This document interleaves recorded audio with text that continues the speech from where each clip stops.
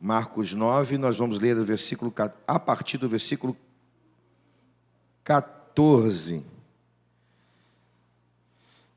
Marcos capítulo 9, nós vamos ler a partir do versículo 14. Eu quero falar nesta manhã por alguns minutos sobre o perigo de nos tornarmos uma igreja inoperante.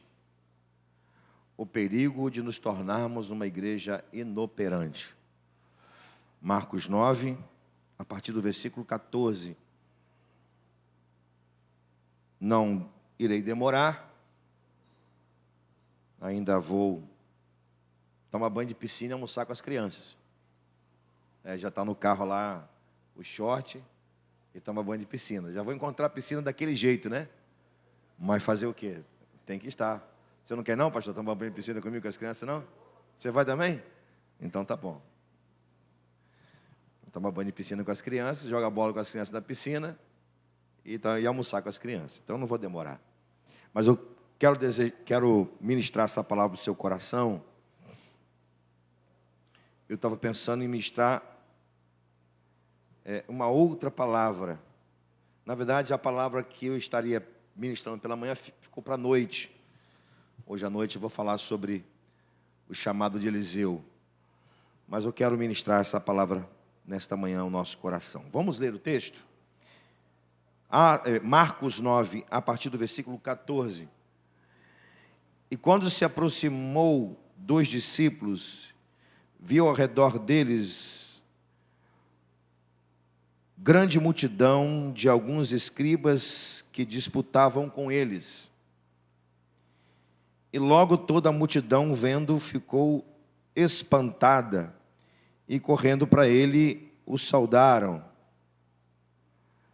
E perguntou aos escribas: que é isso que discutis com estes? E um da multidão, respondendo, disse: mestre, trouxeste o meu filho que tem um espírito mudo. E este, onde quer que apanha, despedaça-o, e ele espuma, rangendo os dentes, e vai secando. E eu disse aos teus discípulos que expulsassem, e não puderam. E ele respondendo disse: ó geração incrédula, até quando estarei convosco? Até quando vos sofrerei ainda? Trazei-me. E trouxeram-lhe. Quando ele o viu, logo o espírito agitou com violência, e caindo endemoniado por terra, revolvia-se espumando. E perguntou-lhe o pai: quanto tempo há que sucede isto? E ele disse: desde a infância. E muitas vezes o tem lançado no fogo e na água para destruir. Mas tu podes fazer alguma coisa. Tem compaixão de nós e ajuda-nos. E Jesus disse: se tu podes crer, tudo é possível ao que crê. Versículo 24. E logo o pai do menino, chamando com lágrimas, disse: eu creio, Senhor, ajuda a minha incredulidade. E Jesus, vendo que a multidão corria, repreendeu o espírito imundo, dizendo: espírito mudo e surdo, eu te ordeno, sai dele e não entres mais nele. E ele, clamando, agitando-o com violência, saiu, e ficou o menino como morto, de tal maneira que muitos diziam que estavam mortos. Mas Jesus, tomando-o pela mão, o ergueu, e ele se levantou. E quando entrou em casa, os discípulos lhe perguntaram à parte: por que não podemos nós expulsar? Disse-lhe Jesus: esta casta não pode sair com coisa alguma, a não ser com jejum e oração. Que por essa palavra o Senhor nos fale nessa preciosa manhã. Amém? Eu necessito orar com você mais uma vez. Obrigado, meu filho. Irmãos, esse tablado que está aqui, ele foi colocado para peça, né? Mas eu vou pedir ajuda dos irmãos aí, os varões, se puder depois. Ele é fácil de desmontar, é só tirar a parte de cima de madeira e essa parte de baixo é leve. É leve porque eu carreguei, então eu posso dizer que é leve. Na hora de colocar, eu carreguei, ajudei a carregar. Colocar aqui atrás, tá bom? Porque logo mais não vamos precisar do espaço. Eu necessito orar com você. Preciso orar com você. Então vou pedir para você inclinar sua cabeça e fechar seus olhos, por favor. Pai, que estamos diante da tua palavra e com temor e tremor eu me encontro aqui diante da tua igreja e ligado ao texto que o Senhor nos deu nesta manhã. Então, por favor, por misericórdia, por graça, por bondade, queira nos falar por essa palavra no nome de Jesus. Amém, Pai. Amém. O perigo de nos tornarmos uma igreja inoperante. O que é uma igreja inoperante? Na verdade, o que significa algo inoperante? Inoperante é aquilo que não produz resultado, que não causa nenhum efeito. E olhando aqui para esta palavra, vamos mergulhar no texto, ele me leva a esse entendimento de ter aqui discípulos de Jesus, e eles representam a igreja aqui, por esse texto, de uma igreja inoperante. Na verdade, uma igreja inoperante é uma igreja que não frutifica, que não é operosa, que não causa impacto, que não causa efeito, que não é instrumentalizada, que não é instrumento de Jesus, do poder do Espírito, para tratar das pessoas, libertar as pessoas, levar as pessoas a transformações. Eu não sei se você está lembrado, e creio que sim, que nós fomos chamados para fazer a obra de Deus. Há um texto que, na minha opinião, dá início ao tempo da graça, muito embora alguns dizem que é no momento de João Batista começa a pregar o Evangelho, mas para mim o tempo da graça se inicia com esse texto que eu vou citar, Lucas capítulo 4. Lucas 4, para mim, é o início do tempo da graça que começa nesse momento e vai até o arrebatamento da igreja. É um período de tempo aberto no nosso tempo, no mundo cronológico, nosso tempo cronológico, onde a graça de Deus está estendida aos homens, aos pecadores. O tempo da graça, o ano aceitável do Senhor é a mesma coisa. Lucas capítulo 4, Jesus toma o livro na sinagoga, ele abre no texto de Isaías 61, e ele lê o texto, ele cita a profecia de Isaías 61, quando diz que o Espírito do Senhor, Deus está sobre mim, ele me ungiu para evangelizar, dar vista aos cegos, liberdade aos cativos, a anunciar o ano aceitável do Senhor. Ele só não lê o dia da vingança do nosso Deus, ele não lê essa parte, ou não cita essa parte, ele só vai até a expressão, o ano aceitável do Senhor, ele só vai até aí, exatamente por conta disso, porque Jesus está abrindo o livro da sinagoga, isso está registrado em Lucas 4, e ele está inaugurando o ano aceitável do Senhor, ou o tempo da graça na terra. Aí você vai perguntar, pastor, o que isso tem a ver conosco? Tem a ver da seguinte maneira, Jesus começa dizendo, o Espírito do Senhor está sobre mim. Então, sobre o Espírito Santo que estava sobre ele prega, ele evangeliza, ele ensina, ele liberta, ele anuncia o reino. Ele cuida das pessoas, ele atende as pessoas nas suas necessidades. Uma vez que Jesus vai aos céus, vai assunto aos céus, ele passa essa responsabilidade para quem? Para a igreja. E aí a igreja, ela não tem sobre ela o Espírito. Ela tem o Espírito dentro de cada discípulo, de cada crente. Então o Espírito Santo não está sobre nós, o Espírito Santo está em nós.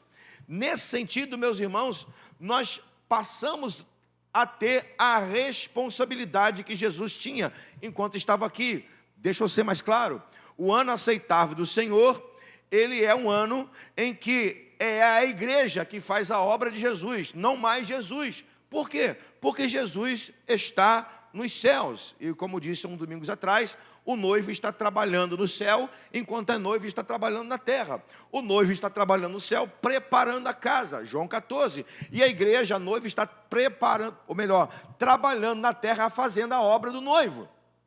Simples assim. Isso quer dizer, meus irmãos, que se nós não fizermos a obra, nos tornamos uma igreja inoperante. São 3 anos de ministério de Jesus. Em 3 anos, ele realizou tantos milagres, que se fossem computados, não caberiam em todos os livros da terra. Não estou exagerando, está escrito isso no último versículo do Evangelho de João, que é o capítulo 21. Dá para abrir aí, Tayane? Senão o povo vai achar que eu estou inventando o versículo. João 21, o último versículo.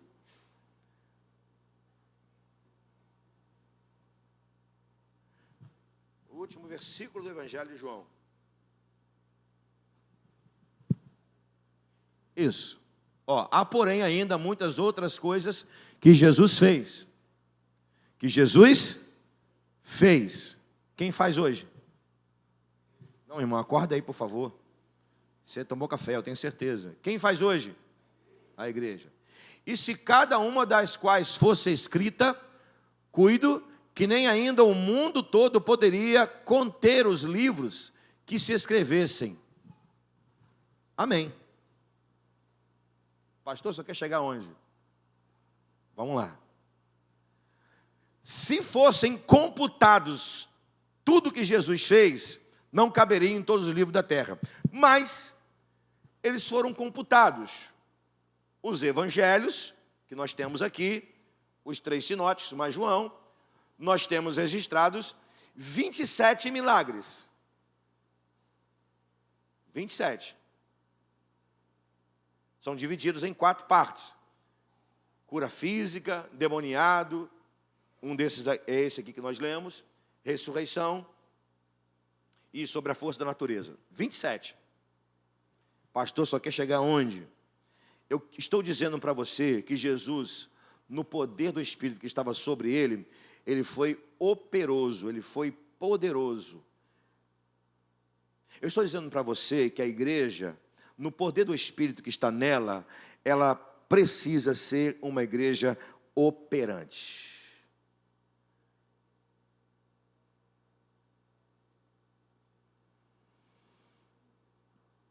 É isso que a palavra de Deus que nós lemos hoje vai nos ensinar.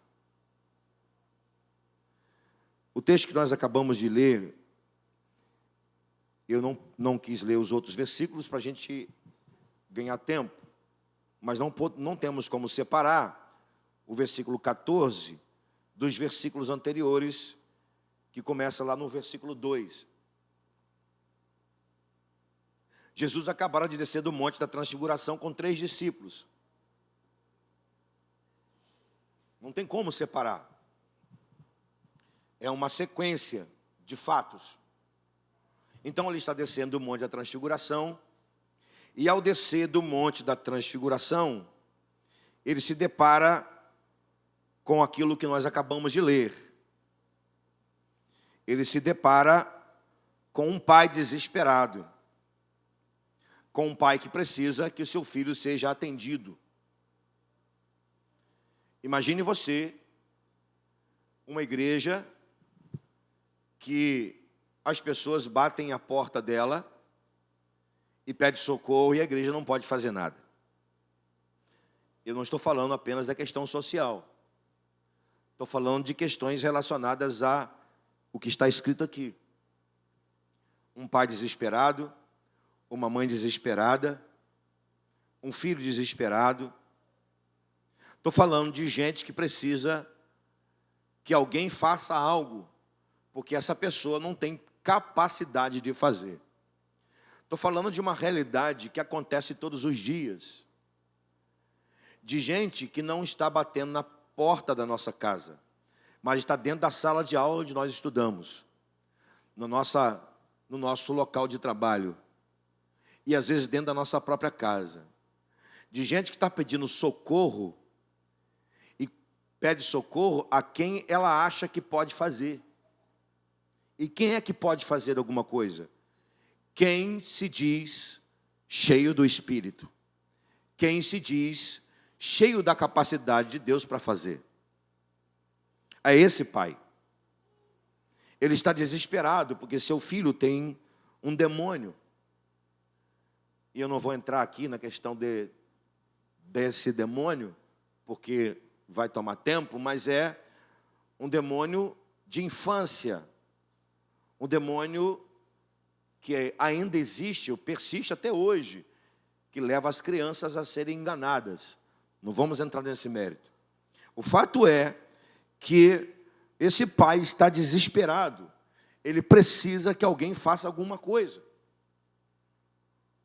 E quando ele pede socorro, ele não é atendido.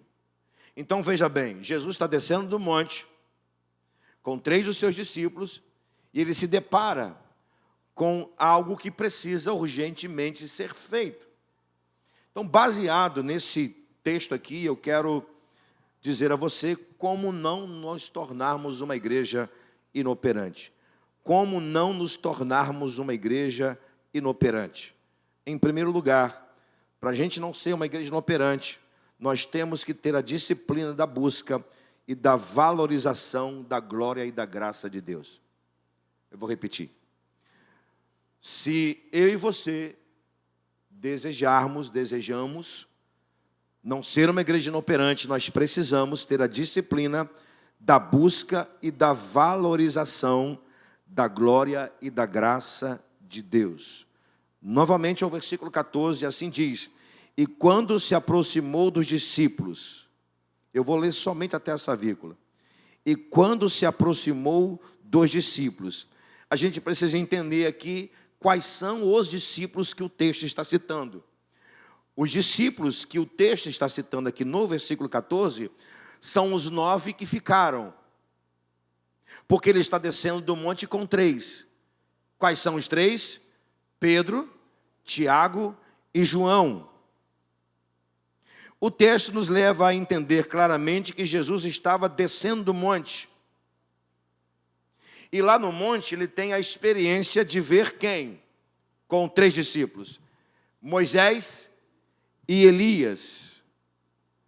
Então, o que acontece no monte da transfiguração? O que está acontecendo é a manifestação da glória e da graça de Deus. Repito, o que está acontecendo na transfiguração, no monte da transfiguração, é a manifestação da glória e da graça de Deus. Na verdade, uma janela da eternidade ou uma porta da eternidade foi aberta temporariamente. E Deus fez algo fantástico, maravilhoso, sublime. Deus permitiu que Elias e Moisés, ou Moisés e Elias, viessem da eternidade para o mundo cronológico. E aí, com essa porta da eternidade aberta para o mundo cronológico, Jesus está no meio de Elias e de Moisés. Você conhece o texto, estou repetindo só para a gente se situar aqui onde nós queremos chegar. Então Jesus se coloca entre os dois, e Jesus é maior do que os dois, é maior do que Moisés, é maior do que Elias. Todo o Antigo Testamento fala sobre isso, o próprio Jesus fala sobre isso, Estevão fala sobre isso, Paulo fala sobre isso. Jesus é maior do que os anjos, Jesus é maior do que todos. Então Jesus agora é maior do que Elias, do que Moisés. E eles estão em forma gloriosa, em forma esplêndida, cheia de glória. E Jesus está no meio deles. Moisés representa a lei, Elias representa os profetas. E Jesus representa a graça. A graça que estava ali fez com que aquele momento fosse um momento glorioso. Mas onde eu quero chegar? Eu quero chegar na seguinte situação com você. Pedro, ao ver aquilo tudo, ele diz o seguinte: Senhor, vamos fazer aqui uma tenda para o Senhor, para Elias e para Moisés.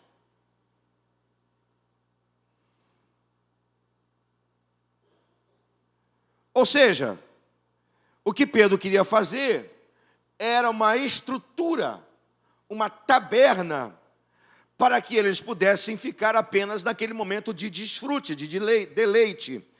Meus irmãos, as duas coisas acontecem com a igreja, a gente precisa entender isso. Há momentos que nós estamos no monte, há momentos que nós precisamos de um momento como esse, momentos em que a gente sente que a eternidade parece que se abre para a gente sente a glória de Deus bem perto de nós. A gente precisa disso na individualidade e na coletividade, no nosso quarto, quando nós fechamos a porta e quando estamos aqui como igreja, nós precisamos disso. Aliás, o ponto de partida para não sermos uma igreja inoperante é o desfrute, o deleite da presença e da glória de Deus. Mas não é para fazer tenda, é para a gente desfrutar de uma glória, de uma graça que Deus abriu a sua eternidade para a gente vivenciar. Mas nós não podemos tão somente criarmos na nossa cabeça a fantasia de que aquele momento é para a gente colocar aqui a estrutura acima da glória e da graça de Deus. Não é para isso. Deus simplesmente abriu a eternidade para nós termos acesso à graça, para que um dia pudéssemos estar com Ele para todo sempre. E quando nós nos reunimos assim como igreja, a gente sente como se a janela de Deus fosse aberta, a eternidade fosse aberta. Meu irmão, o dia que você não sentir a presença de Deus em um culto, tem alguma coisa errada com você. O ponto de partida, quando nós nos reunimos como igreja, é exatamente esse: para que nós possamos desfrutar da presença gloriosa de Jesus. O culto, ele é cristocêntrico. Cristo está no centro do culto. Quando a gente entende isso, a glória de Deus vem sobre nós, ou está entre nós. Tudo para a gente desfrutar da presença dele e para a gente entender. Vai ter um momento que a gente vai ter que descer do monte. Aliás, crente inoperante é crente que não consegue entender o significado da presença de Deus.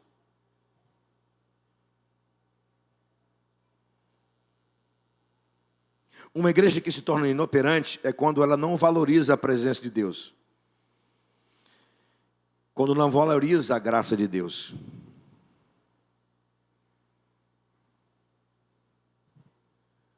Quer ser um crente operante, poderoso no Espírito? Desfrute da presença de Jesus.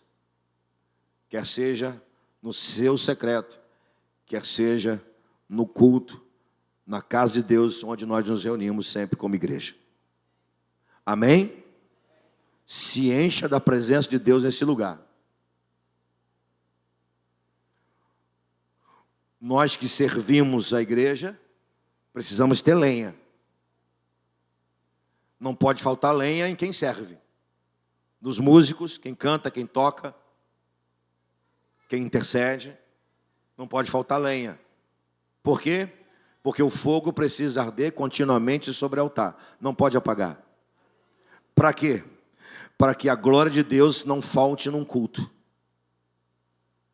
Não pode faltar lenha, tem que jogar lenha. Porque é aqui que a gente se abastece, aqui que a gente se enche. Por quê? Porque uma hora você vai descer do monte e você vai ter que enfrentar a realidade de pessoas que precisam da sua operacionalidade.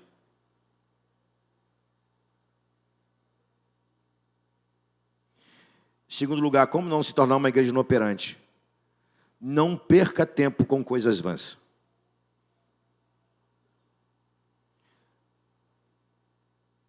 Nós não podemos perder tempo com coisas vãs. Veja bem, Jesus desceu do monte, e o que estava fazendo os 9 discípulos? Está no texto. Eles estão discutindo com os escribas. O versículo 16, Jesus faz a pergunta: que é que discutis com eles? Ele pergunta aos escribas: o que você está discutindo com os meus discípulos?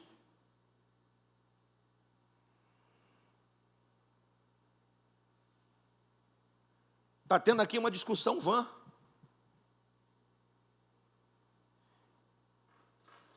Os discípulos estão conversando com os escribas. Sabe-se lá o que os discípulos estão falando com os escribas. A gente precisa entender que grupo é esse? Escribas. Escribas era um grupo que existia na época de Jesus, responsável por manter a tradição da lei de Moisés. Fidedignamente. É um grupo que surge lá no cativeiro da Babilônia, vem atuando. Eles são legalistas, eles são religiosos. E os discípulos estão batendo papo com os escribas, falando coisa vã. Pelo perfil dos escribas, eles eram excelentes para discutir, para argumentar, mas eram péssimos para se render à verdade. Aliás, gente vaidosa, presunçosa, religiosa, excelente de argumento, mas é péssimo de arrependimento. Era com esse grupo que os discípulos estavam discutindo. Qual o problema de, às vezes, ir para um debate? Debate é bom demais, eu gosto. Mas qual o problema aqui de debater com os escribas? Talvez o problema não é tanto debater com os escribas. O problema é que tinha um pai precisando de ajuda.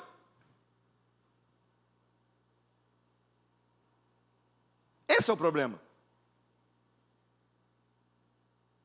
O apóstolo Paulo vai dizer que nós não podemos entrar em coisas que têm contendas. Está lá em 1 Timóteo capítulo 3:3. Não sejais contenciosos.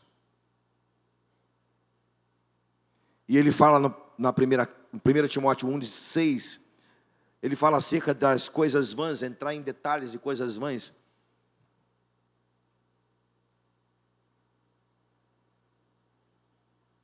O problema é esse.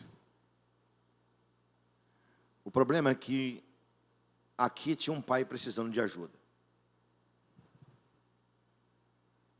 Esse é o problema. Há um perigo muito grande de nos tornarmos uma igreja inoperante quando nós darmos mais valor às coisas vãs do que às reais necessidades das pessoas. As necessidades das pessoas falam mais alto, do que as coisas vãs. E nem sempre coisas vãs são pecaminosas. Nem sempre. Você pode falar de futebol, de política. Você pode falar de moda. Não é pecado. Mas o problema é quando nós deixamos de atender às reais necessidades das pessoas para priorizarmos coisas vãs. É o que está acontecendo no texto. Então, quando nós valorizamos as coisas vãs e não damos prioridade às pessoas, nos tornamos uma igreja inoperante.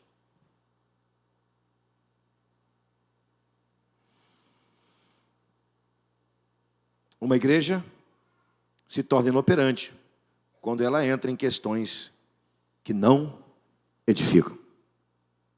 A Bíblia nos orienta, quando estivermos entre nós devemos falar entre nós com hinos, salmos e cânticos espirituais.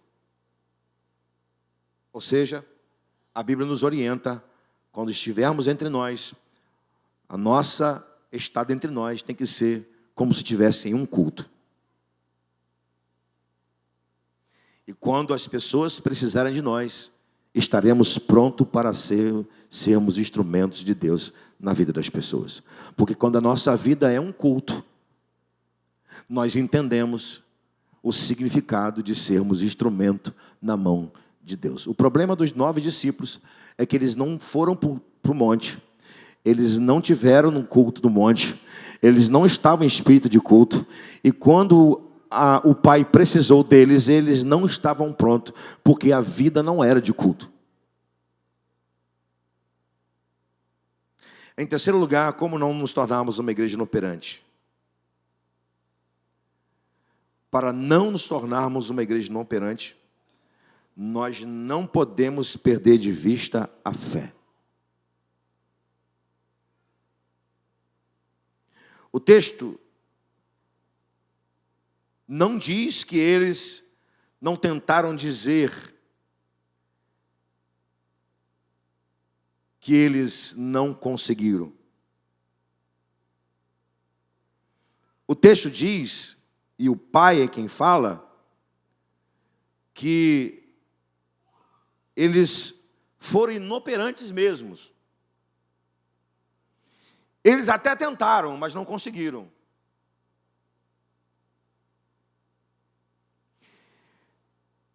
Eu chamo a sua atenção, irmão, está no versículo, a partir do versículo 17. E aqui o ápice é o versículo 19. Vamos ler o versículo 19 mais uma vez. E aí Jesus falando: ó geração incrédula, até quando estarei convosco? Até quando vos sofrereis ainda? E aí Jesus pede para trazer o menino. Mas ele está falando de quê aqui? Ele está falando de fé. Ele está falando de incredulidade mesmo. E lá no versículo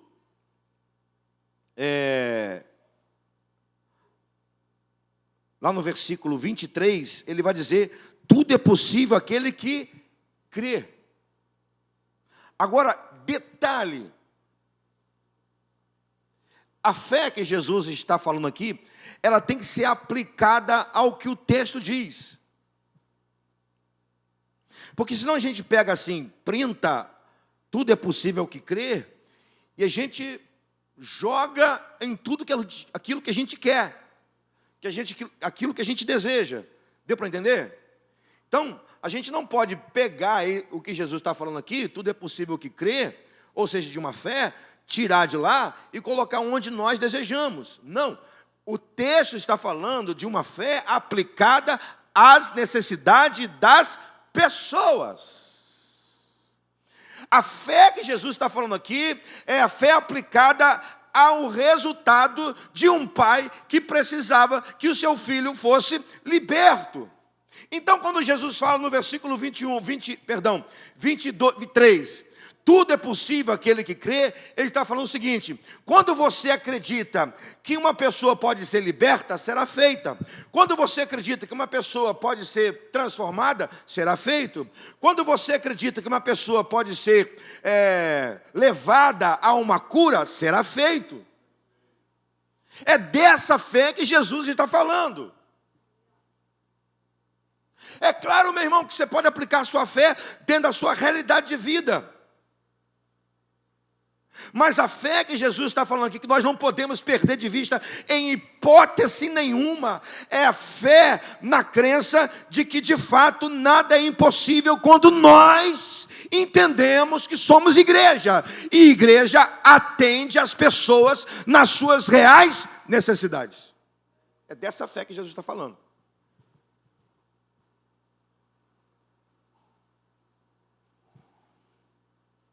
O que crê aqui está ligado à real necessidade das pessoas, não aquilo que quero.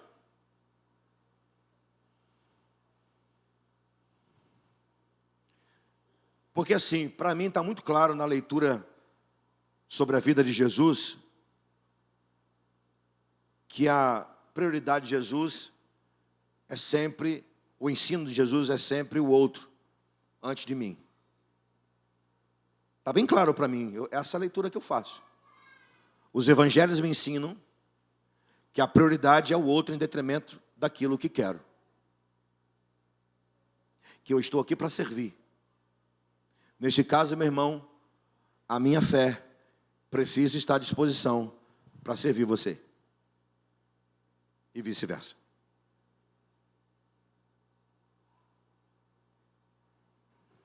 Foi exatamente o que pediu o pai do menino. Versículo 24. Logo o pai do menino, chamando com lágrima, ou gritando, ou clamando com lágrimas, disse: eu creio, Senhor. Ajuda na minha incredulidade. Eu creio que o Senhor pode operar. Eu creio que o Senhor pode libertar o meu filho. Pega essa palavra, irmão. Pega essa palavra, irmã. Coloque em prática na sua vida, por favor. Passe a crer mais que Jesus pode fazer milagre na vida das pessoas a partir da sua vida. E você vai ver o quanto Deus vai fazer na vida das pessoas. Em último lugar, como não nos tornarmos uma igreja inoperante? Aqui termino. Como não ser uma igreja inoperante? Não abrindo mão da oração e do jejum.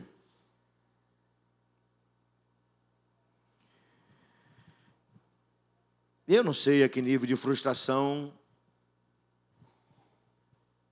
chegou os 9 discípulos. Na verdade, os 12, né? Porque aqui os 3 estavam juntos. Já estavam juntos. Eles já estavam no mesmo momento. Eu não sei a que tipo de grau de decepção estavam os discípulos aqui. Eu não sei se você tem essa sensibilidade, não sei mesmo. Que tipo de sensibilidade? De ver uma pessoa não conseguir se libertar. De ver uma pessoa não conseguir resolver seus problemas de relacionamentos. Qual o seu grau de sensibilidade e ao mesmo tempo de frustração de não conseguir ser operante? De não conseguir ajudar alguém. É claro, evidente, é lógico que a primeira ajuda de si próprio. Ninguém vai poder ajudar um outro se o outro não desejar ser ajudado. Não é o médico que vai ao doente, é o doente que vai ao médico, evidentemente. Se bem que tem médico em casa agora, né? Mas alguém precisa ligar pedindo socorro. Então, é sempre o doente que vai até o médico, não é o contrário. Mas o que estou falando aqui é de crente, de gente, de servo, de discípulo, que precisa ter sensibilidade para entender que eu estou aqui, que nós estamos aqui para ser bênção na vida das pessoas. É frustrante quando alguém quer, quando alguém deseja, quando alguém pede socorro e a gente não tem capacidade de ajudar. É frustrante. Aliás, deixa eu tirar a palavra capacidade, perdão. Printa aí a palavra capacidade. Quando a gente não tem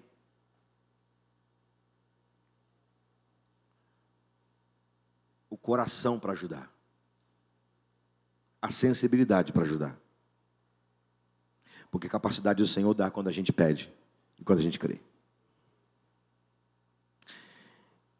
O texto diz, isso está no versículo 28,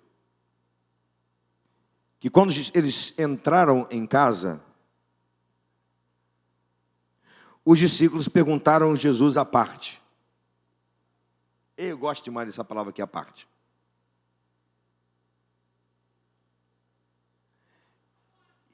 Você vê comigo aí, por favor, leia o texto comigo. Qual foi a pergunta que os discípulos fizeram? Pode colocar, Tânia, para mim? Vamos lá. Isso aqui é chave para a gente. Versículo 28. 9, 28. já tinha processado a libertação do jovem, ele já estava liberto, o pai já tinha levado ele para casa, estava curado, liberto, né? O milagre foi feito. O pai foi para casa feliz da vida, mas quem fez o milagre? Quem fez o milagre, gente? Jesus. Ok, vamos lá. Versículo 28. Eu quero que você foque na pergunta dos discípulos, que está no final do versículo 28. Eu vou precisar que você leia para mim. A pergunta dos discípulos. Estou aguardando. De novo. Percebeu? Não é que os discípulos não queriam e nem tentassem. Por que a gente não pôde? Você poderia responder: ah, mas Jesus estava presente. Jesus estava presente, é Ele quem faz. Beleza, joia. É o momento, é o contexto, é a hora, é a época. Jesus estava presente. E ele lá atrás fala: até quando eu estarei com vocês? Ou seja, vai ter uma hora que eu vou subir e o Espírito vai vir sobre vocês. Não vai ser comigo mais não, vai ser com vocês. Até quando? Deixa eu adiantar e eu volto depois aqui para a gente fechando. Se fosse hoje, se fosse agora, se aparecesse alguém endemoniado na sua frente, o que você faria? Chamava o pastor? Que é isso, rapaz? Chamava o pastor. Não, isso acontece sempre, né? Chama o pastor. Chama o pastor. Só falta colocar aquela musiquinha do Caça-Fantasma.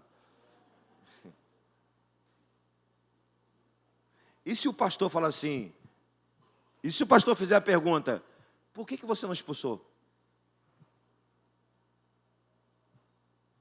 Se fosse hoje, meus irmãos, o que Jesus diria? Se nós perguntássemos a Jesus hoje: Senhor, por que nós não conseguimos? Por que nós não expulsamos demônio? Por que as pessoas não são libertas? Por que as pessoas não recebem Jesus? Por que as pessoas, os casamentos ainda não foram consertados? Por que os relacionamentos continuam distorcidos? Por que, Senhor, que as pessoas estão mergulhadas nas drogas?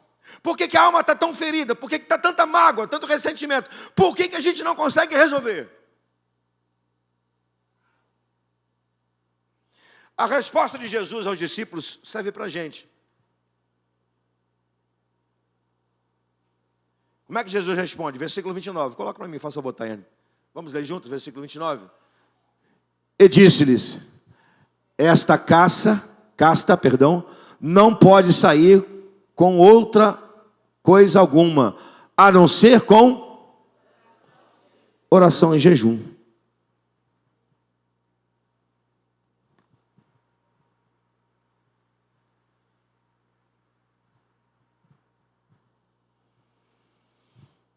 Ou seja, foram inoperantes no principal requisito de uma igreja que quer ver o impossível acontecer. O principal requisito de uma igreja operosa, poderosa, é uma igreja que ora e jejua. Vou repetir, porque eu acho que você não ouviu, não entendeu. O principal requisito para uma igreja ser operosa no Espírito é uma igreja que ora e que jejua. E aí eu preciso te lembrar ou te levar para o texto, para o contexto, que é no mesmo caso a questão da fé. Oração e jejum aqui não estão ligados, esses dois princípios não estão ligados àquilo que eu quero. Eu vou orar para aquilo que eu quero? Evidentemente. Vou jejuar para aquilo que eu quero? Evidentemente. Mas oração e jejum aqui, esses dois princípios, não estão ligados àquilo que os discípulos estavam querendo. Não estão ligados àquilo que eu quero. Estão ligados àquilo que as pessoas precisam. Desculpa. Se você não ora e não jejua pelas pessoas, você é um vaidoso, orgulhoso, presunçoso. soberbo, egocêntrico. Deixa eu te perguntar, irmão, na sua oração, aparece alguém a não ser você? Quantas pessoas aparecem na sua oração além de você? Responde para você mesmo. Quantas pessoas aparecem na sua oração além de você? Senhor, eu peço isso, me dê aquilo, eu preciso disso, faço aquilo outro, eu. Quantas pessoas aparecem na sua oração além de você?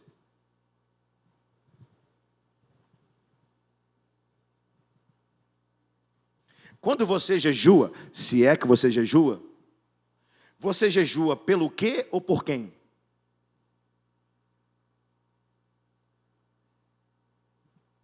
Pelo quê ou por quem?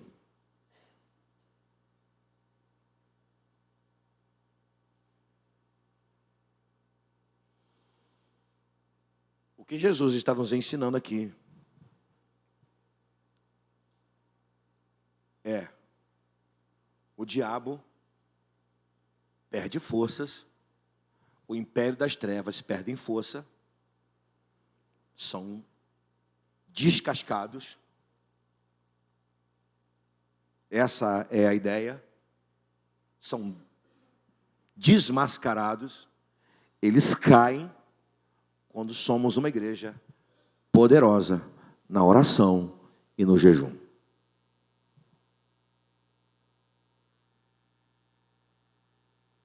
Amém? E eu quero terminar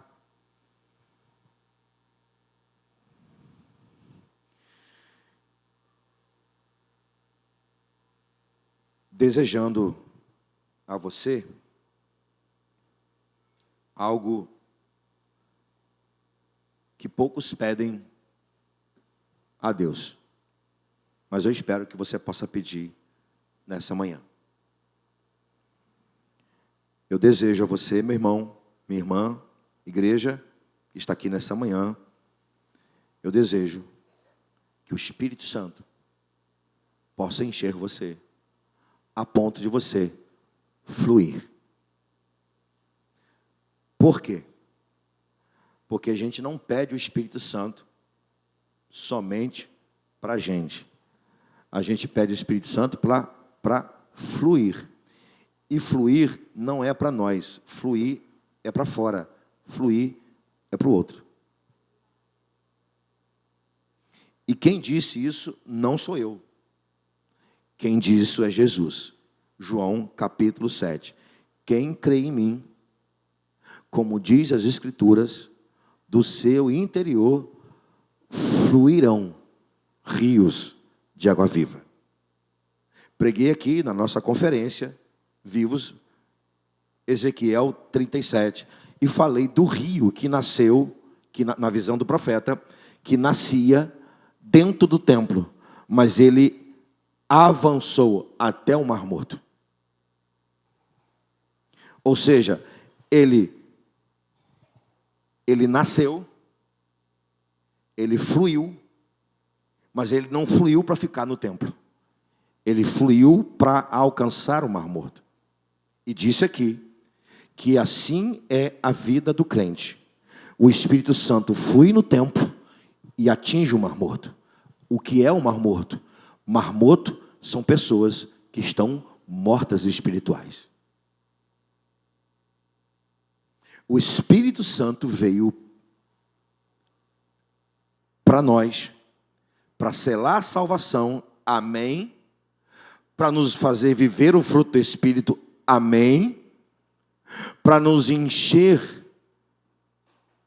nos fazendo sentir, ter sensibilidade pela presença de Deus, Monte da Transfiguração, amém, mas o Espírito Santo também veio sobre nós para fluir, e fluir não é de fora para dentro, é de dentro para fora. Igreja que não vai para fora, que não atinge o Mar Morto, é uma igreja inoperante. Meu desejo nesta manhã é que o Espírito Santo te encha, te encha, te encha, a ponto de você ficar tão cheio tão cheio que vai fluir. Amém? Fiquemos em pé.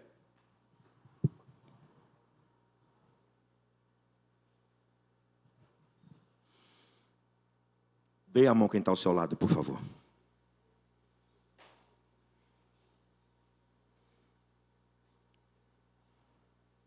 Vamos fazer uma oração? Juntos. A oração, ela não é minha, ela é nossa.